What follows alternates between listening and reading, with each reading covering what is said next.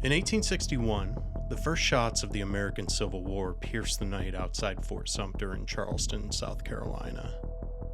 Over the next 4 years, battles raged, claiming more than 650,000 lives between the Union Army of the North and the Confederate Army of the South. The history books are filled with pivotal battles, turning points, and heroic stands, but that's only a fraction of what happened. Today, we'll look at 3 stories and begin filling in the gaps of the horrors that history would prefer to forget.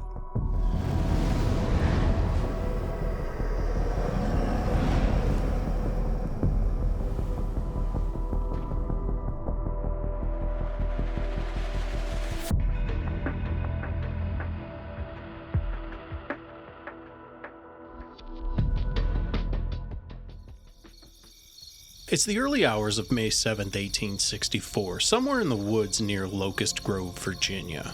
What should have been a dark night of silence broken only by the chirp of crickets was anything but. 2 days earlier, a fight took place on these grounds that killed thousands, but that brutality was nothing compared to what was about to come. It was the closing stages of one of the most horrific of battles of the Civil War. But the ages would remember those days as the first time 2 military Goliaths met as opponents on the battlefield. On one side was Robert E. Lee and his Confederate Army, and on the other was Ulysses S. Grant and the Union Army. 2 months earlier, Grant was named Union General, and he wasted little time putting his men on the attack. He planned a major offensive called the Overland Campaign, and its purpose was to engage the Confederates and keep them busy defending the capital of Richmond. By doing this, General William Tecumseh Sherman could burn through Atlanta and blaze a trail all the way to the sea uncontested. Grant and Lee knew each other well. They attended West Point and fought for the United States in the Mexican-American War together. Grant wasn't the battlefield technician Lee was, but no one else was either. Anything he lacked in that department, which was not a lot, Grant made up for in aggression. He was so stubborn and steadfast that he earned the name Unconditional Surrender for the order he sent to the rebels calling for their unconditional surrender. All of them. The whole army. And he wasn't going to take anything less. Abraham Lincoln's army was now under the command of a fighter after being led by the far more conservative General George Meade. Grant wasn't exactly working with the cream of the Union crop, though. The war between the states had been raging for more than 3 years now, and the best of the best had already been churned through, chewed up, or killed on the battlefield. Ranks were thin at the time, but even though they weren't the best soldiers, the incoming replacements would bulk the army back up. Union troops left their winter camp located northwest of Richmond and began their march to the south in early May 1864. At first light on May 4th, Union cavalry crossed Germanna Ford, which is a natural crossing in the Rapidan River. Confederate pickets set up to guard the rebels' camp dispersed at the sight of the Union headed right for them. This area is known as Wilderness, Virginia, and it was not Grant's wish to fight there. Just 1 year earlier, the Federals suffered a massive defeat not 10 miles down the road during the Battle of Chancellorsville. The arena in Wilderness was not an advantageous one for Grant. Between him and the rebels was a tangled forest covered in thick underbrush. Just walking in it was a harrowing prospect, but fighting in it would be close to impossible. Grant wanted to avoid a general conflict with Lee, but he wouldn't shy away from it if that's what it came to. If that was indeed the case, he wanted his troops through the woods and into the large open field beyond as quickly as possible. With the Orange Turnpike running right through it, Saunders Field is a clearing of about 66 acres surrounded by dense forest on all sides. Getting through the woods and into Saunders Field took the inhospitable terrain out of the equation. At 5 o'clock on the morning of May 5th, Grant directed columns to push to the southeast and reach Saunders Field. Around midday, the first shots were fired when a Union regiment came out of the woods and were seen by an entire Confederate corps. Immediately, the Yankees were under fire, and the Battle of the Wilderness was underway. What followed was 2 days of fighting that ebbed and flowed for each side, much like all battles. Despite the way things started, the North would eventually push the South back on the first day, but fighting had to be suspended due to darkness, so they couldn't capitalize on it. The next day, the South was bombarded for much of the day before the First Corps showed up, led by General James Longstreet, Lee's old warhorse, as he called him. The fresh troops of the First Corps beat the Yankees back and mowed down about half of the Union soldiers on the battlefield when they arrived. As had occurred the night before, fighting was put on hold after sunset, and now it was the South that couldn't capitalize. For some of the men on both sides that night, however, their fight was only beginning. During a typical spring, Wilderness and the surrounding areas would experience frequent soaking rains. But the spring of 1864 was an anomaly. The forests of Wilderness were dry and full of felled trees and dead or decaying wood. Whether by errant artillery shots or a spark from a musket, the forest was set ablaze, creating a critical situation for those stuck on the battlefield. During the 2 days of fighting, mini balls tore through flesh and cannon fire ripped legs from torsos, leaving many of those who had been wounded to lie in the field and wait to be attended to. Usually, armies could retrieve some of their wounded soldiers under the cover of night, but there was no darkness in Wilderness on the night of May 6th. The forest fire was raging, and it lit up the whole battlefield, which made it far easier for snipers on both sides to see potential targets. That night, the wounded would have to stay where they were, and with the fire closing in around them, that was a terrifying prospect. If the armies wouldn't get them, the fires surely would. Closer and closer the flames burned toward the wounded. Those who could used their musket, a stick, a flagpole, anything to help themselves up and support their weight as they desperately hobbled to escape the nearing flames. Anyone who couldn't stand up tried his best to crawl away, but the inferno kept coming. Some made it, others didn't. On all sides, the fire closed in, setting off a flurry of agonizing screams and howls of wounded men being burned alive. Men begged for help, or their mothers, or for God to show mercy, but all they got was an excruciating final few moments on Earth. Neither side got much sleep that night, if any. Just as horrifying as the desperate, primal screams of dying men was the silence that followed.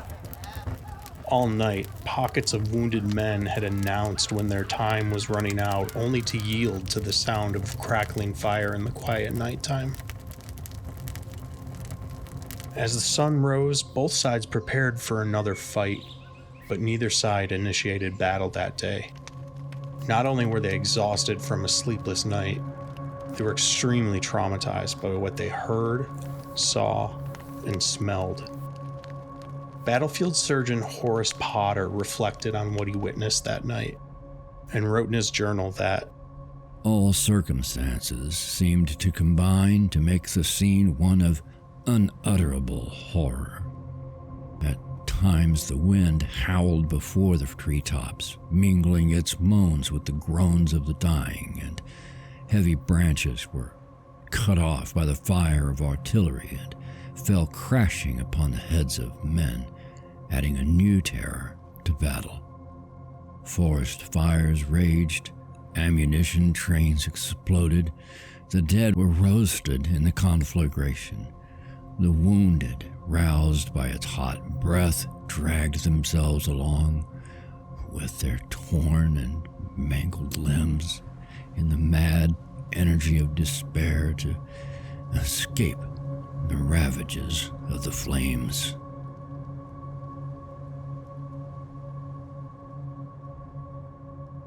More than 162,000 soldiers fought over those few days in the wilderness, and there were 29,000 casualties between the two armies, making it the Civil War's fourth bloodiest battle. It's unknown how many men burned to death on the battlefield that night, but some estimates are in the hundreds.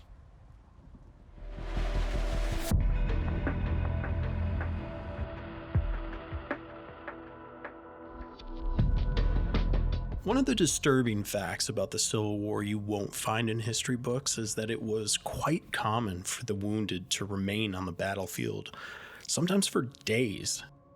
With battles causing tens of thousands of casualties, there were only so many doctors and nurses to go around. Many of the wounded, who may otherwise have lived, often died while waiting for medical attention. Conditions weren't much better in makeshift Civil War battlefield hospitals, but if the wounded were going to die, inside on a cot was more desirable than outside on a dark, wet battlefield. Obviously, the more casualties a side suffered during a battle, the greater the number of men that would need to be triaged and treated. Thus, the longer they would lay there. More than 16,000 of them were lying in wait on the battlefield after a long day of fighting in 1862. On April 6th and 7th, the Battle of Shiloh took place in Hardin County, Tennessee. It was a significant victory for the Union as the Federals broke through the Confederate lines and advanced west to thwart the South's military initiative there. Between both armies at the Battle of Shiloh, there were 23,746 casualties, making it one of the Civil War's bloodiest, but it was what was reported afterward that captured the attention of history and science. Not only did Shiloh's wounded have to lay there where they fell until they were attended to, they had to lay in the cold, wet mud. The night between the 2 days of fighting brought rain, and as it washed over the battlefield, it soaked the dead and alive alike. With water running off of their bodies and into the mud, some of the wounded were terrified by what they saw. Their wounds were glowing in the dark. In the days after the battle, it was said that those with glowing wounds were more likely to survive than those with wounds that did not glow at night. Believing the glow to be a sign of divine protection, the phenomenon earned the name Angel's Glow. What happened to many of the wounded soldiers of Shiloh that night remained a mystery until the 21st century, as science struggled to explain the reports of glowing wounds. Since it couldn't be recreated, these reports were dismissed as legend all the way until 2001. That's when a high school student named Bill Martin visited the Shiloh battlefield and heard the story of Angel's Glow. His mother just so happened to be a microbiologist with the USDA Agricultural Research Service, and she worked with luminescent bacteria that lived in the soil. Bill's mother encouraged him to investigate, and along with his friend John Curtis, he answered a question that had remained unanswered for 140 years. In researching the bacteria and the conditions at Shiloh in 1862, they learned about the symbiotic relationship between luminescent bacteria and parasitic worms called nematodes. Nematodes are predators that enter insect larvae in the soil and reside in the insect's blood vessels. From the inside out, nematodes eat the host and regurgitate luminescent bacteria that produce a soft blue glow. As the infestation advances, the bacteria release toxins that kill the insect and suppress the growth of other microorganisms. This allows the bacteria and the nematode to consume the larva, and once the larva has been completely consumed, the luminescent bacteria return to the nematode's guts and the parasite moves on to its next victim. Based on what was known of the conditions at Shiloh, the two high school students believed that nematodes infested the wounds. As this continued, the luminescent bacteria were expelled and began to dot the battlefield with little blue lights. Their hypothesis was in doubt, however, as it was known that the luminescent bacteria could not survive at the standard temperature of the human body. To account for this, Bill and John pointed to the early spring conditions at Pittsburgh Landing. Because it was cold, particularly at night, and because many of the wounded were soaked through, this lowered their body temperature enough to allow the bacteria to survive, and the wounded to develop hypothermia. Inadvertently, this produced an optimal environment for the bacteria to destroy other harmful pathogens that could infect the soldier. All these random conditions came together to save the lives of many soldiers at Shiloh. As for Bill and John, their work earned them first place in an international science and engineering fair.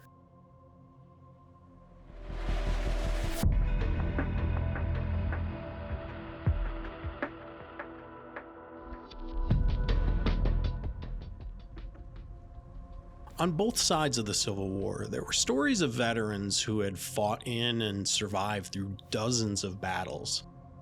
Union soldier Henry Fitzgerald Charles was one of them, having served in 17 battles between 1862 and 1865. The horror veterans like Henry witnessed were unimaginable by anyone who has never experienced war. The Civil War is considered the first war to be extensively photographed, and it doesn't take much Googling to find many grainy, degraded photos of the dead. Even with a visual record of what happened, the best unfiltered information about the Civil War is found in the journals kept by the soldiers who fought it. Those like Henry, who survived the war despite plenty of opportunities to become a casualty, have left us the stories of their experiences so that we can truly understand what the war was like through their eyes. In his memoir written after the war, Henry included an anecdote that's little more than a paragraph of text, and almost as if it was thrown in as an afterthought.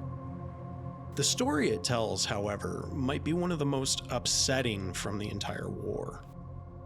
The battle is unknown, but it's believed Henry was with the Union Army in Virginia when he and another soldier he refers to as a boy were scavenging the forest near the site of a recent battle. When the wounded were removed from a battlefield, often their belongings like muskets, ammunition, and satchels were tossed aside. Rather than leave them, healthy soldiers would pick through what was tossed aside for any useful items. In the area they were searching, Henry described how they were surrounded by the dead. Henry and his companion came to a field where they decided to stop and rest for a while. The pair were chatting when Henry suddenly heard a loud crack. Before he had time to react, Henry's mouth was filled with an unknown substance he didn't really have time to worry about. He was in the sights of a sniper, and he needed to take cover and get as far away from the field as possible. Almost right away, Henry spit out the contents in his mouth, but it wasn't until he reached safety that he realized what it was. The sniper had lined up a shot that he intended to go through both of their heads. But when the mini-ball penetrated and exited the boy's head, it ricocheted away from Henry. At the time, Henry was facing the boy as they were sharing a conversation, and the exit of the bullet spewed the boy's brains into Henry's open mouth, which caused him to swallow some. In the next paragraph of his memoir, Henry just jumps into a new topic, as if having somebody's brains in your mouth is to be communicated matter-of-factly. Such is the mind of a war-hardened man.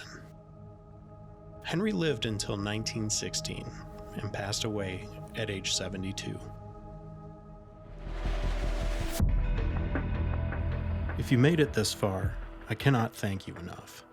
I am so excited about what I have in store for this channel. So, if you enjoy the darker side of history, consider subscribing, and let me know in the comments what you'd like to see covered here in the future. Until next time, be well.